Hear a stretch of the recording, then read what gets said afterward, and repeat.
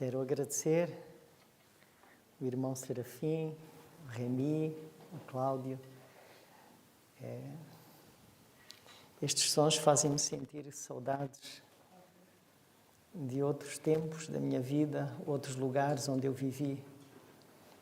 Faz-me sentir muita saudade.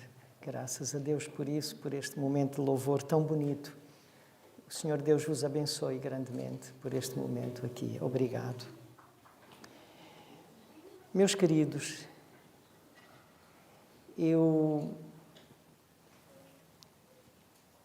ia fazer uma oração pequenina antes de nós começarmos aqui o culto solene, mas eu vou fazer assim. Eu vou aqui ler 2 versículos.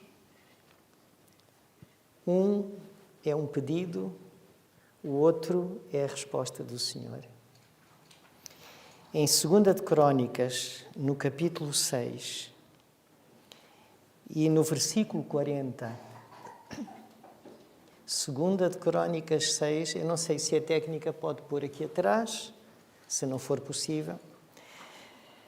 No capítulo 6 de 2 de Crônicas e no versículo 40 diz assim: Agora, pois, ó meu Deus, estejam os teus olhos abertos e os teus ouvidos atentos à oração deste lugar.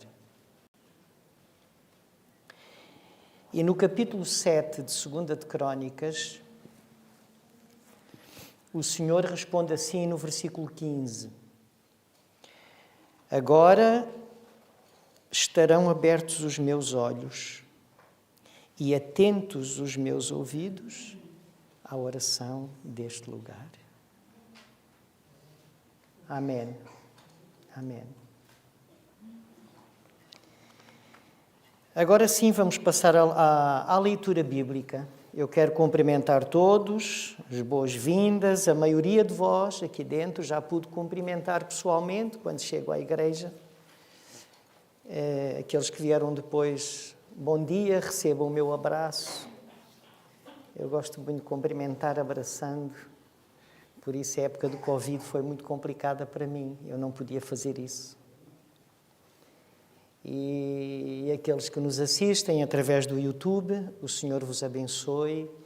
E numa oportunidade que tenham, venham a este lugar, adorar conosco, louvar o nosso Deus conosco aqui presencialmente e poder sentir o calor humano, a amizade, o amor que nos une aqui neste ato de louvor ao nosso Deus. Como eu costumo dizer, não têm nada a perder. Provavelmente têm muito a ganhar. A leitura bíblica está em 2 de Reis. Vamos abrir em 2 de Reis as nossas Bíblias, aqueles que tiverem as Bíblias à mão. E no capítulo 5, no versículo 12, 2 de Reis 5:12 está escrito assim: Não são, porventura, Abana e Farfar, rios de Damasco, melhores do que todas as águas de Israel? Não me poderia eu lavar neles e ficar purificado? Voltou-se e foi indignado, ou com indignação. Os irmãos todos, penso, sabem, toda a gente aqui nesta sala sabe de quem eu estou a falar e de quem o relato bíblico está a falar. Está a falar de Naamã. Naamã era um capitão sírio, capitão de todos os exércitos da Síria. E eu não pretendo hoje aqui contar a história de Naamã, provavelmente conhecida de todos aqui dentro, e eu não necessitaria de estar aqui a contar a história de Naamã. Até as crianças, muito provavelmente, já ouviram na sua liçãozinha da escola sabatina alguma vez a história de Naamã. O que se pretende esta manhã aqui, queridos, como tudo o que é feito aqui na igreja, é retirar verdades espirituais para o povo do Senhor hoje.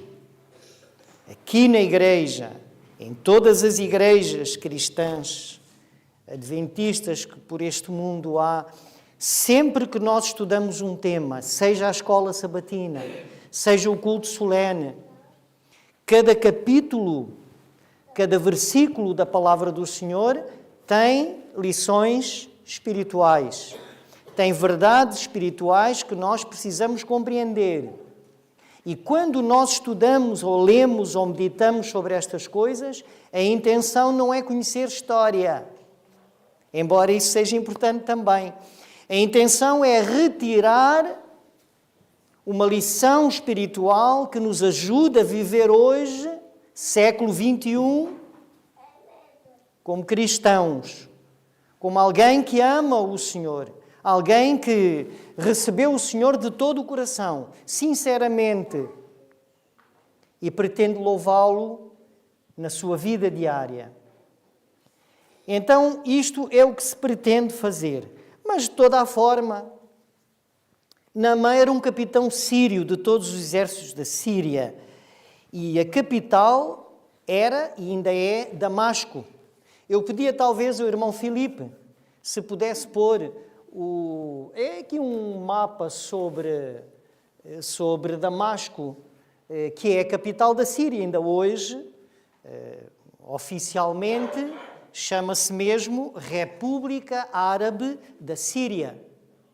E a Síria faz fronteira com vários países. Estão a ver? Faz fronteira com o Iraque, com a Turquia, e depois aqui a sudoeste com, não aparece bem na imagem, mas a sudoeste com Israel. E esta história de Naamã enquadra-se entre Damasco e Samaria. Só para vocês terem uma ideia, de Damasco a Samaria, em Israel, dista hoje uma distância de cerca de 320 quilómetros, mais ou menos. 320 quilómetros. Dizem os entendidos e historiadores entendidos desta matéria que no tempo de Neemias não seriam 320 quilómetros. São 320 agora porque existem estradas e autoestradas que permitem chegar lá mais rapidamente. Mas andaria à volta de cerca de 490 quilómetros. Estão a ver a distância. Bom, percorrer 490 quilómetros hoje, século XXI, dirão vocês, isso é nada, não é? Se tivermos um bom carro, bastante confortável, não é?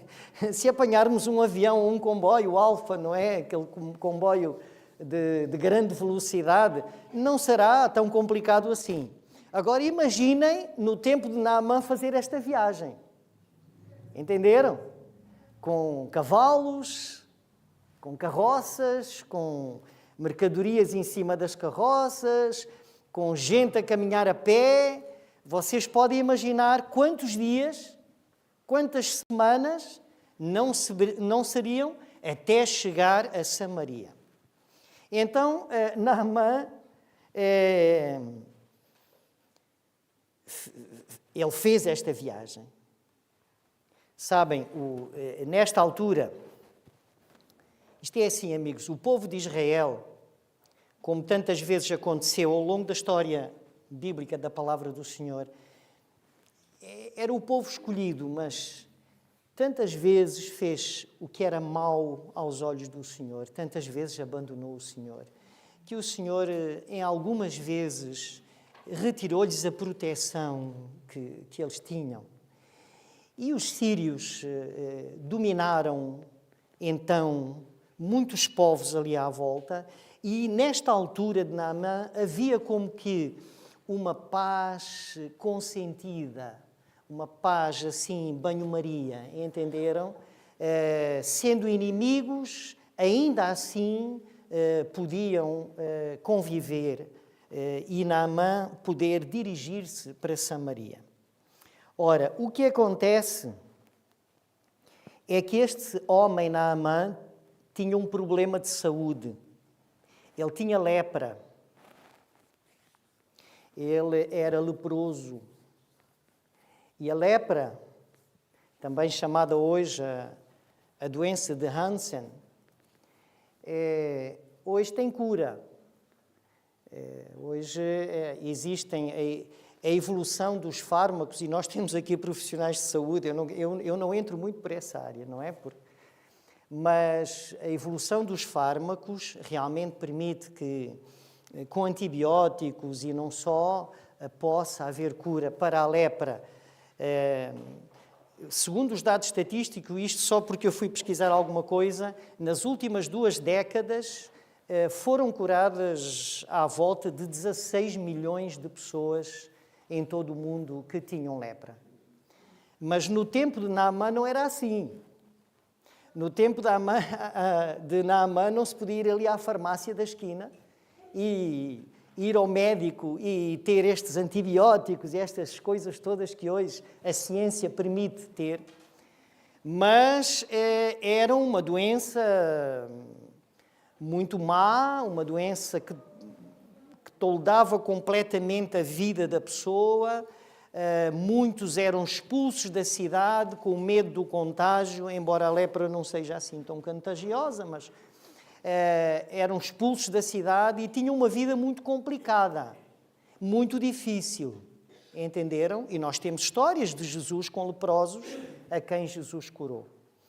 Agora, é assim, queridos, enquanto ele pôde, Naamã, esconder as chagas, ele foi escondendo.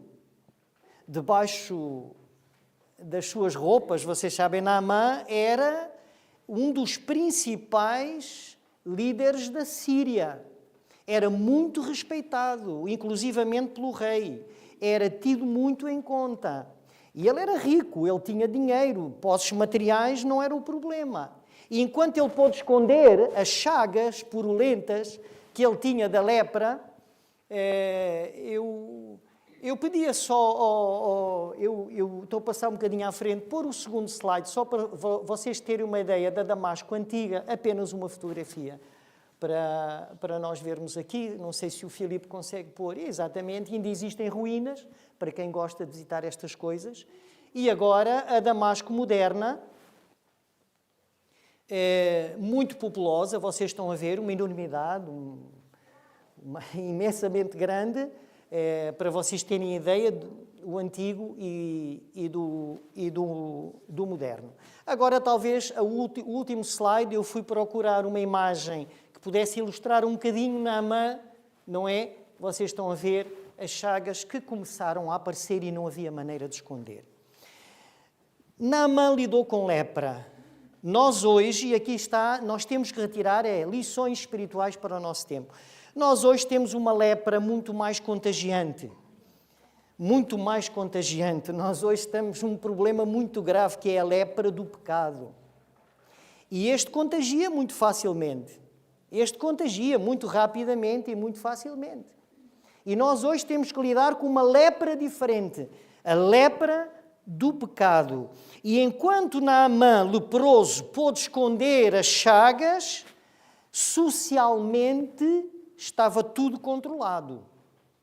O problema é que depois as chagas começaram a aparecer em zonas do corpo que já não era possível encobrir. Vocês estão a entender, amigos? Então é assim. Existem ocasiões, falando da lepra do pecado com a qual nós temos que lidar hoje, existem ocasiões na vida em que deixa de ser possível esconder também o pecado na vida de cada um de nós. Existem ocasiões em que nem a cultura, a pessoa é muito culta, nem a cultura, nem a educação, os graus académicos que se possam ter, os modos refinados, a cortesia, não podem mais esconder o pecado na vida de cada um de nós. E isto torna-se um problema para nós como cristãos, não é? Que procuramos sempre ouvir, atender aos preceitos do Senhor nosso Deus. E Naamã tentou tudo. Afinal de contas, ele era um homem muito rico. E ele tentou realmente tudo. Mas sabem, queridos, hoje para nós, e para ele também, o dinheiro não compra tudo. O dinheiro não compra tudo. Há coisas que o dinheiro não compra, não é? Imaginem um rico que pagasse para nunca estar doente, não é? Então ele pagava uma quantia em dinheiro para estar isento à doença. Olha, eu não quero ficar doente, então eu pago. Ninguém escolhe ficar doente ou não estar doente. Vivemos num mundo de pecado, nascemos em pecado, as doenças estão aí. Esta questão, esta pergunta, eu já fiz aqui várias vezes. Podem aqueles a quem Jesus ama ficar doentes e morrer também? Podem ou não podem? Podem, claro que podem. Claro que podem. Então, o dinheiro não compra a saúde, quando muito pode comprar os medicamentos, não é? E tratamentos mais evoluídos que possam restaurar essa saúde. O dinheiro não compra o amor. Pode comprar um amor fingido, mas esse não é amor. É amor fingido. O dinheiro compra a amizade. O irmão Filipe, sábado passado, falou-nos aqui da amizade, Filipe, não é? E nós somos amigos aqui dentro, muito amigos. Os melhores amigos que nós temos, aqueles que amam a Jesus, estão aqui connosco. Mas o dinheiro não compra a amizade. Pode comprar uma amizade fingida, mas essa não é amizade. O filho pródigo, enquanto teve dinheiro, tinha muitos amigos, verdade ou não é? Não diz o relato bíblico. O filho pródigo, enquanto foi muito rico e teve dinheiro, os amigos à volta dele eram como moscas. Permitam-me a expressão. Mas quando o dinheiro acabou, o dinheiro não compra a amizade, o dinheiro compra a fé. Pastor, pode-me vender um bocadinho de fé? E o pastor dizia assim, irmão Luís, quanto é que o irmão quer de fé? E eu comprava. Se fosse muito caro, pastor, eu ia ao banco fazer um empréstimo e comprava fé. O dinheiro não compra tudo. O dinheiro não compra tudo. E para Naamã, esta foi uma triste realidade que ele teve na sua vida. Apesar de todos os bens materiais, apesar de todo o dinheiro que ele tinha, ele era leproso. Vocês sabem, nós vivemos num mundo em que nos habituamos a comprar tudo. Habituamos-nos a comprar tudo. Sabem, é assim. Habituamo-nos a pensar e a viver desta maneira. Tudo o que é de graça, muito provavelmente não presta. O que é bom é comprado e comprado caro. O que é de graça, a gente torce o nariz, não deve ser grande coisa. Habituamos-nos assim, é a nossa maneira de viver, comprar tudo. Comprar tudo. Entendem? E vivemos assim.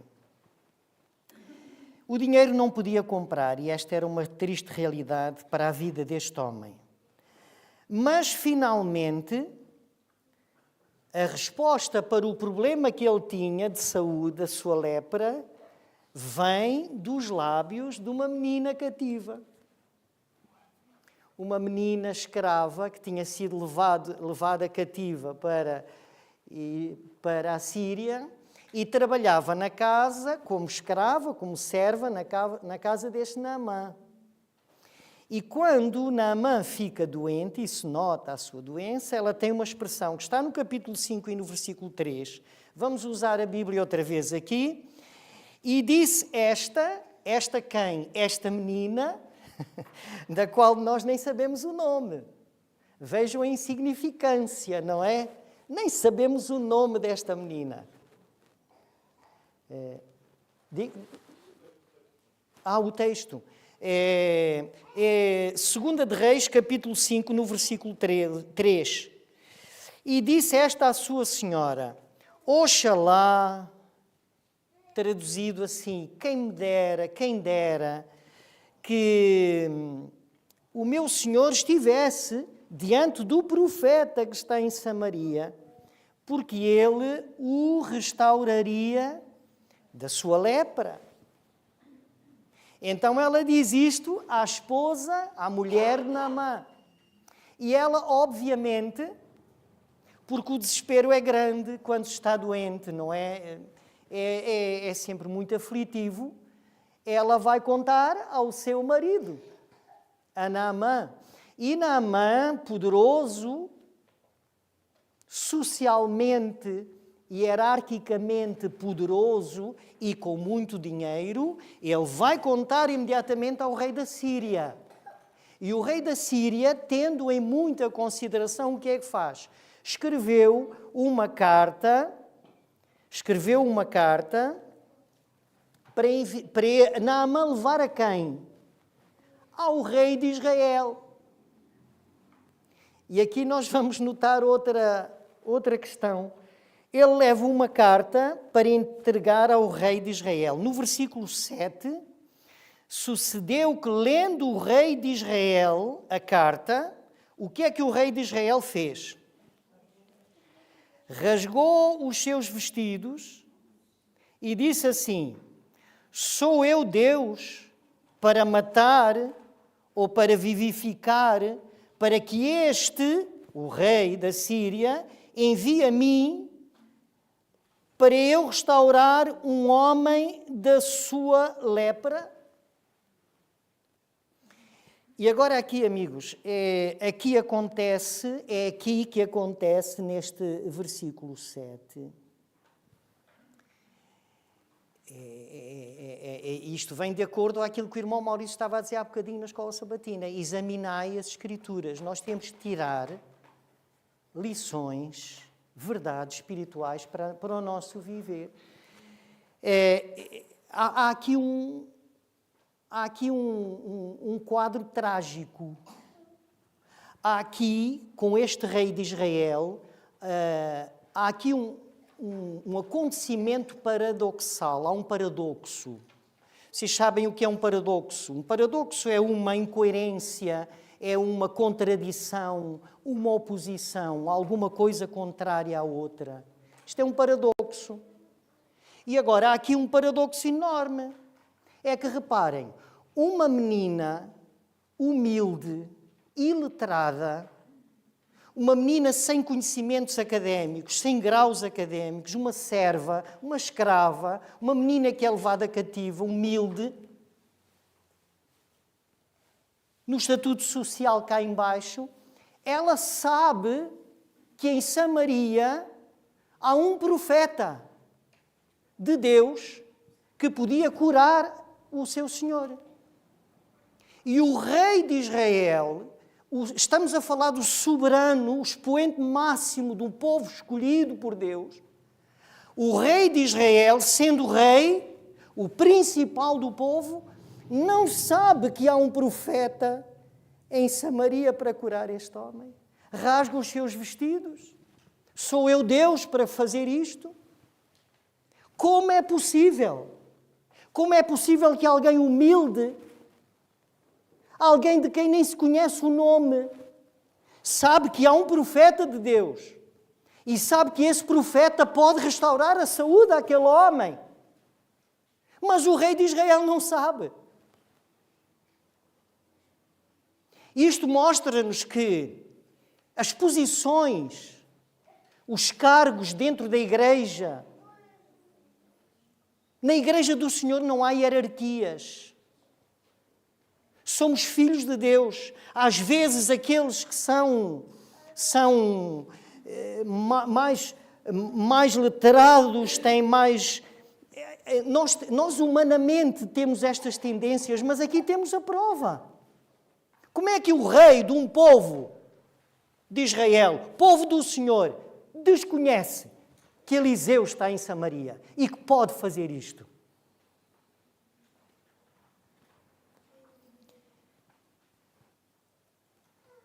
Sabem, queridos, Jesus disse uma vez assim: em Mateus, pedi ao Filipe, desculpa amigo, hoje andas para baixo e para cima aí com esta...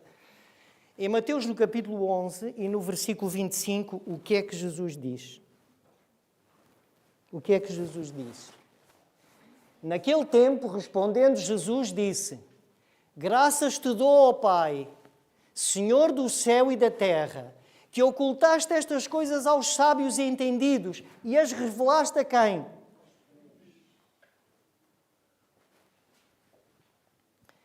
Vocês sabem, aqui há dias eu li, eu não ouvi, eu li, sobre uma experiência que aconteceu numa saída de trabalho missionário na Áustria, numa cidade chamada Vilbach. E a pessoa que está a escrever teve esta experiência, a qual eu li, em que ele, a dada altura, no trabalho missionário, como nós fazemos, foi entregar um folheto a uma senhora, na Áustria. E a senhora...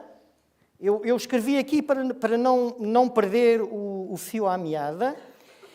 Ela recusou o folheto, não quis receber, e essa é a parte pior do trabalho missionário, não é? Ainda quando a gente entrega e alguém aceita, nós ficamos felizes. Quando alguém diz, sabe, eu tive uma experiência muito má no Cabo da Praia, na Praia da Vitória, uma vez, aqui há uns anos atrás que eu fui fazer trabalho missionário, entrei num sítio.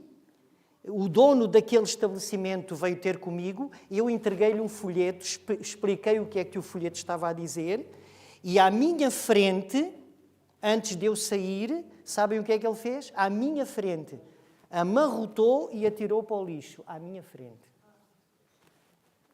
Uma vez eu fui com o irmão Maurício na estrada 25 de Abril fazer trabalho missionário, batemos uma porta, eu não sei se era um americano, se era um português, ele desceu, abriu a porta, o irmão Maurício... Coitado do irmão Maurício, é que falava, a gente dividia quem fala agora e quem fala depois. Calhou na vez do irmão Maurício.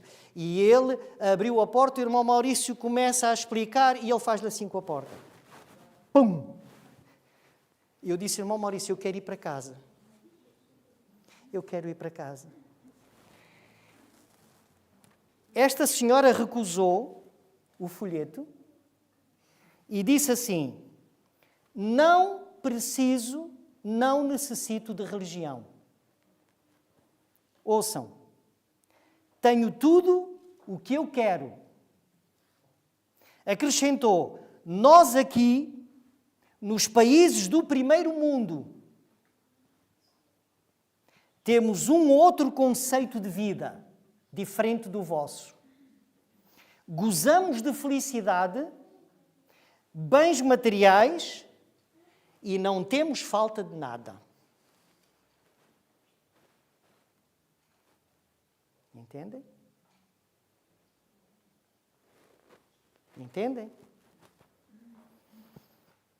País do primeiro mundo. Sabem, os países ocidentais, já agora para eu não me esquecer, e esta eu ouvi numa entrevista na rádio, não vou dizer quem é, mas é uma pessoa com um grau académico elevado, tem um doutoramento, e estando a falar numa entrevista na rádio que eu estava a ouvir, a dada altura o entrevistador, o jornalista, pergunta-lhe assim, então e diga-me, você é religiosa? O que é religião para si? Eu já contei isto ao irmão Maurício, acho eu, e a um outro irmão. Sabem qual foi a resposta dela? Por favor, não me fale nisso. Eu não sou religiosa. Jamais. Vou-lhe dizer mais, dizia ela ao jornalista. A religião é o primeiro sinal da ignorância de um povo. Eu até fico arrepiado. Entendem? Ocultaste estas coisas aos sábios e entendidos e as revelaste a estes pequeninos. Uma menina cativa sabia que havia um profeta, Eliseu, que com o poder de Deus podia curar o seu senhor. O rei de Israel desconhecia. É assim que são as coisas, amigos. Agora vejam, o tratamento que Deus teve para o problema de Naamã foi completamente diferente daquele que ele esperava, ou não? Entendem? Vejam qual era o tratamento que Naamã esperava quando chegou a Samaria para ir ter com Eliseu. No versículo 11, 2 de Reis 5:11. Porém, Naamã muito se indignou. Quando aconteceu o que aconteceu, ele ficou indignado. Uma expressão que as pessoas usam muito, sabem qual é? A sério? Só isto? Está a brincar comigo? Só pode ser. Muito se indignou, no versículo 11, e se foi dizendo assim: eis que eu dizia comigo, certamente, o que é que ele esperava que o profeta fizesse? Certamente ele sairá, pôr-se-á em pé, e se calhar outras coisas mais que ele tinha que fazer, invocará o nome do Senhor, seu Deus, passará a mão sobre o lugar e restaurará as partes que estão leprosas. Ele achou que devia ser recebido com pompa, circunstância, e ao fim e ao cabo, ele acabaria por ser a estrela da situação. Tendo em conta que era um homem super importante. E o tratamento de Deus para ele não foi este. Sabem, meus queridos, as coisas com Deus não funcionam assim. Vocês conhecem a história. Eliseu nem se deu ao trabalho de ir ter com ele. Eliseu mandou o seu servo ir ter com ele. Isto é tremendamente mau para quem se tem em alta conta. Eu não vou dizer autoestima, porque ter autoestima até é bom. Eu gosto de ter uma boa autoestima, vocês todos devem ter uma boa autoestima. Ele tinha sem muita conta. Está abaixo do rei da Síria, era ele. E agora, um profeta que ele nem conhece, em vez de vir ter com ele e recebê-lo com toda aquela pompa e circunstância, manda um servo. Manda um servo. Alguém que não tem absolutamente importância nenhuma, socialmente falando. Não tem. E agora manda este servo, não é? E o que é que o servo diz que o profeta disse para ele fazer?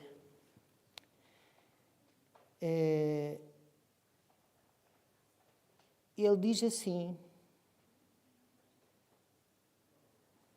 eu estou aqui à procura, o versículo 10. Então Eliseu lhe mandou um mensageiro, mandou o seu servo, dizendo: vai, lava-te 7 vezes no Jordão, e a tua carne te tornará e ficarás purificado. Olha lá, isto foi uma afronta. Naamã ficou mais indignado ainda com a simplicidade do tratamento que Deus tinha para ele. Ele esperava uma coisa mais evoluída, uma coisa mais científica, mais séria, mais, enfim, que tivesse um maior impacto. Vai ao Jordão e mergulha 7 vezes. Então, mas isto é tratamento que se dê a alguém? Isto é alguma coisa para um homem que é logo abaixo do rei da Síria? No Jordão. Vai lá e mergulha. E aqui vem a seguir o verso da leitura bíblica que nós lemos no versículo 12. Não são, porventura, Abana e Farfar, rios de Damasco, melhores do que todas as águas de Israel? Todas. Quanto mais o rio Jordão. Não é? Melhor que todas as águas. Não me poderia eu então lavar neles? E ficar purificado? E voltou-se e foi-se embora indignado. Fiz eu 490 quilómetros quase para chegar aqui. nem sequer fui bem recebido. Fui recebido como um qualquer e agora manda-me a um rio que não tem condições nenhuma à vista dos meus que eu tenho em Damasco. Manda-me ali mergulhar 7 vezes e ficarás limpo. Eu vou-me embora. Eu vou-me embora. Sabem, com as coisas com Deus funcionam assim. Vamos só abrir aqui um parênteses. Vamos ler um versículo que pode ilustrar isto. Isaías 55, versículo 8. Isaías 55, versículo 8. O que é que Deus diz assim? Olha, os meus pensamentos não são os vossos pensamentos, nem os vossos caminhos são os meus caminhos, diz o Senhor. Nós, às vezes, na nossa vida, quando oramos por coisas e nós temos ideia de certas coisas, nós queremos que Deus haja conforme aquilo que eu acho que devia ser. E Deus, algumas vezes, não age como eu achava que devia ser. E a resposta está aqui. É porque Deus quer mostrar a nossa pequenez, a nossa insignificância como seres humanos que somos. A escola sabatina, há bocado, Jesus disse: eu sou de cima, vocês são de baixo. E o que Naamã pensava que iria acontecer, não aconteceu nada. Ele já vinha pela viagem idealizando isto tudo. Mas não aconteceu nada do que ele estava à espera. 7 vezes ficou indignado com tamanha simplicidade. Mas sabem, queridos, é isto assim. O que Naamã não sabia é que nas águas do Jordão não havia nenhum poder curador. Se ele pensava que as águas do Jordão é que iam curá-lo, estava enganado. Nas águas do Jordão, onde ele foi mandado mergulhar, não tinha poder curador nenhum. Absolutamente nenhum. Quem cura é Deus. Não havia nenhum poder curador nas águas do Jordão. Para nós agora, como não há nenhum poder curador mágico nas águas do batismo, quando eu me batismo, ou quando alguém se batiza. Como não há nenhum poder curador, nem nenhuma magia, quando alguém é feito um apelo na igreja e vem à frente responder a este apelo. Não há nenhum poder curador nisso. Quem cura, quem limpa, quem restaura é Deus. O que ele precisava, Naamã e nós, o que ele precisava aprender é que os métodos divinos, os métodos que o Senhor usa, geralmente visam uma coisa. E eu já disse há bocadinho, mostrar a insuficiência humana, porque o ser humano precisa de compreender que a salvação vem de cima. A vida vem de cima. A justiça vem de Cristo. Os humanos insignificantes. Entenderam? É isto que nós precisamos entender. É isto que nós precisamos entender. A vida vem de cima, a salvação vem de cima, a justiça vem de Cristo, que está em cima também. Agora, o inimigo das almas, quem é este? Satanás. Procura ensinar-nos precisamente o contrário.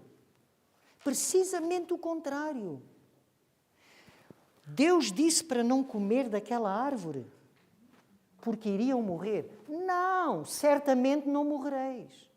Aliás, se vocês comerem daquela árvore, vocês ficam com o conhecimento como Deus. Ficam como deuses. É isto que o inimigo ensina. Não! As filosofias e as ideologias novas hoje dizem: concentre-se em si mesmo. Tira a energia do teu interior. Tu é que estás no controlo. Tens um herói dentro de ti.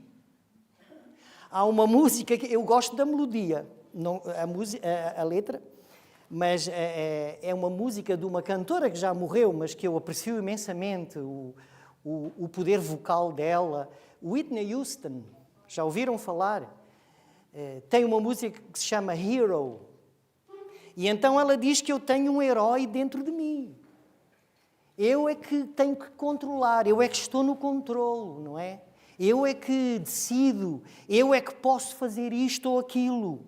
Entenderam? Deus está dentro de ti. Olha para dentro de ti, pois tu és Deus. É isto que o inimigo faz, diferente. É isto que o inimigo faz.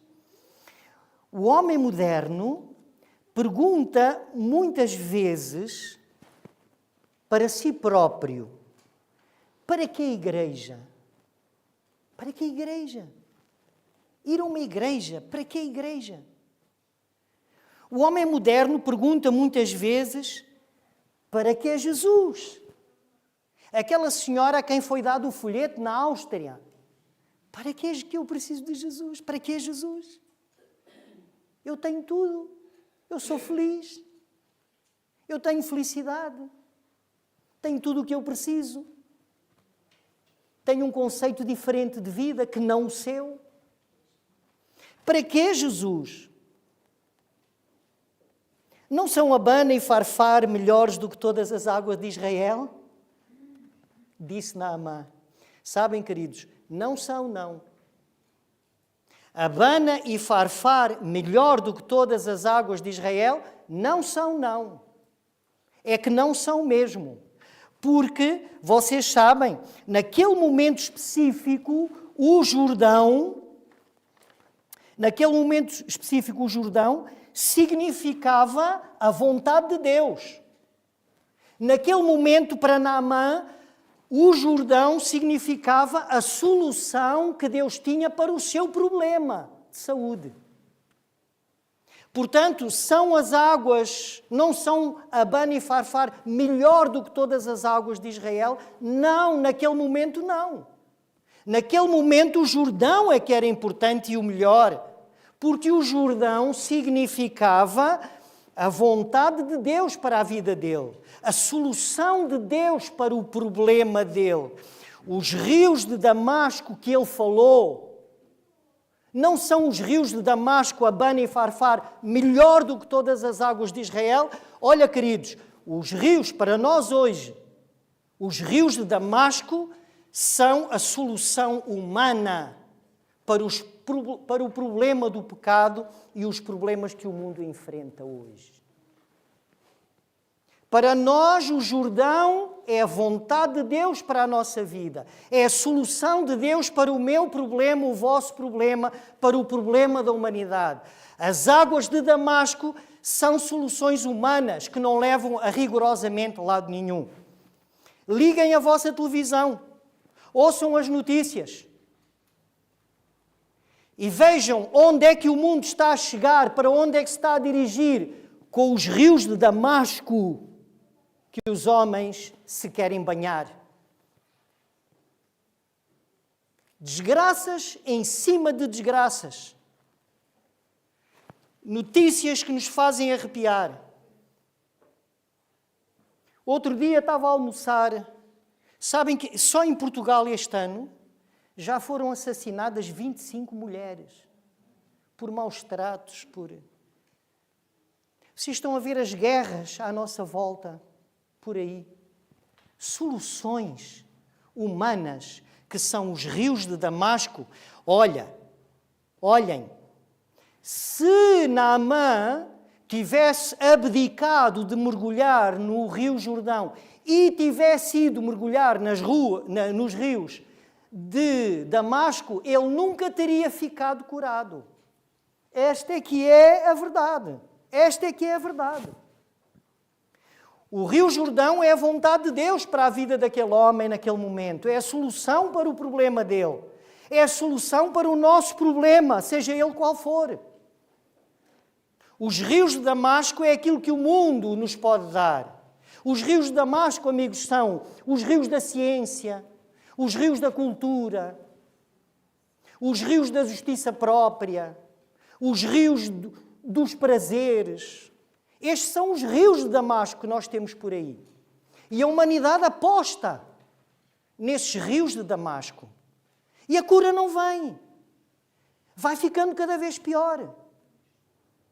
Nunca ouviram a expressão: o que é que este mundo vai ser para os nossos filhos? O que este mundo será para os nossos netos? Eu já não devo estar cá, mas o que será para eles? As pessoas vivem assustadas. Vivem, mas continuam a procurar a solução aonde? Não é no Jordão. É nos concílios, é nos congressos. Agora está a acontecer no Azerbaijão, em Baku, a COP29, que é para despoluir o planeta e acham. A economia fala mais alto. Acham isso? Outro dia eu vi um documentário cujo título, no National Geographic, chama Feitos de Plástico. Feitos de plástico nós somos. E sabem porquê? Porque o plástico está introduzido em tudo o que existe no mundo. Foi feita uma análise a um tumor cerebral de uma pessoa, onde encontraram partículas azuis e verdes, que é um plástico, micropartículas, nanopartículas. No nosso corpo, nós temos plástico que vem para dentro de nós pelo que nós bebemos, pelo que nós comemos, por tudo. Entenderam? E, portanto, a solução é Cristo. A solução é o Jordão. Não são os rios de Damasco. Não é a ciência que vai salvar. Não é a cultura. Não é a justiça própria de alguns. Quem vai salvar é o Jordão. É a vontade de Deus para a nossa vida. Vai, mergulha 7 vezes. Crês tu para fazer isso? Só há um Jordão, amigos. Só há um Evangelho. Só há um que foi há bocado dito aqui. Eu sou o caminho, a verdade e a vida. Só um Jordão. Só um caminho. Só uma solução, que é Cristo. Acreditarmos nisto é que nos fará ascender aos céus. Nada mais poderá ser assim. A autossuficiência, que o homem hoje cada vez mais tem, autossuficiente, bastar-se a si próprio, não depender de absolutamente nada. Autossuficiência, capacidade própria, ideologias, filosofias. Sabem o que isso são? Olha, para os profissionais de saúde que estão aqui hoje, pensos rápidos para aliviar a dor, não curam. Pensos rápidos. Jesus não faz assim. Jesus faz uma cirurgia. Jesus, nessa cirurgia, ele erradica o mal e oferece-nos uma outra perspectiva de vida que nós não conhecíamos até então. Foi por isso que o Senhor disse a Nicodemos: nem vale a pena dizer. Necessário te é. Não é melhorar a tua vida. Olha, tu até já tens coisas muito boas. É só melhorar aqui, ali, ali. Às vezes eu digo aos meus alunos, melhora aqui e ali, só precisa melhorar aqui. Jesus disse a Nicodemos: amigo, tu tens que nascer de novo. Credo, Senhor, posso eu voltar sendo velho para o ventre de minha mãe, para o outro de minha mãe, nascer outra vez? Não, amigo, tu não estás a entender nada. Não é nada disso. Nascer de novo, é isso que o Senhor tem. Para acabar, amigos, para acabar, ele acabou por ir banhar-se ou não? Foi. Os seus servos o convenceram. Epá, já que estás aqui, o que é que tem a perder? Andamos 490 quilómetros, mais ou menos, naquele tempo, para chegar aqui. E agora que mal tem ir ali e entrar 7 vezes? Vai. Não tens nada a perder. Nós às vezes dizemos, entregamos folhetos, livros, trabalho missionário. Eu disse outro dia a uma pessoa, você não tem nada a perder em ler? O que é que tem a perder? O que é que alguém tem a perder de vir aqui à igreja assistir ao culto? Uma visita que vem lá, não conhece nada, vem aqui sem... vou ali à igreja. O que é que tens a perder? Tens alguma coisa a perder com isso? Nada. Zero. Não tem nada a perder. Zero, mas é mesmo zero. Poderá ter muito a ganhar. Agora vai ao rio. E ele foi ao rio Jordão. Ele não foi aos rios de Damasco. Ele foi ao Jordão, como o Senhor tinha mandado. E no Jordão, ele mergulhou 7 vezes. E o que é que aconteceu? A lepra estava curada, restaurou a sua carne. Mas sabem o que é que o relato bíblico diz? Filipe, por favor, o versículo 14. 5:14. Então desceu, mergulhou no Jordão 7 vezes, como o Senhor disse, conforme a palavra do homem de Deus, e a sua carne tornou-se como? Irmãos, não é restaurou a sua carne, não é limpou as feridas. A sua pele ficou como a pele de um menino. Eu queria tanto ficar com a minha pele assim. Hoje de manhã eu estava a me olhar no espelho, a arranjar. Eu estava a achar uma diferença. Eu acho que os poros estão mais largos. Eu queria tanto ter a pele do menino. É que o Senhor não retifica. O Senhor cria de novo. E ele ficou com a pele de um menino. Olhem para os nossos meninos aqui. A pele é um órgão. Não é? É o maior órgão, dizem, nós temos no nosso corpo. Agora vejam, a pele, ele saiu de lá como a pele do menino. Certo, quando chegou lá à Síria, ao seu rei, disse, caramba, está completamente novo, mas como é que foi isto? Não é? Um menino, a pele de um menino. Mas é assim, amigos, eu tenho a beleza de uma pessoa com 60 anos, atenção. Não tenho a beleza da pessoa, de um menino, mas a gente vai tendo a beleza da idade que tem. É assim, amigos, o Senhor, quando restaura, é tudo, é completamente. Não é um paliativo, não é uma coisa só mais ou menos. O Senhor transforma, o Senhor faz-nos ser outra pessoa, por dentro e por fora também. Sabem, a sua carne ficou como a carne de um menino. Mas sabem quando é que a carne dele ficou como a carne do menino? Só quando foi? Quando ele cedeu, eu vou repetir, quando ele aceitou, cedeu, obedecer à ordem de Deus. Resultado, quando ele chegou ao pé de Eliseu, o que é que ele disse? Filipe, desculpa amigo, versículo 15. Então voltou ao homem de Deus, ele e toda a sua comitiva, veio, pôs-se diante dele e disse o quê?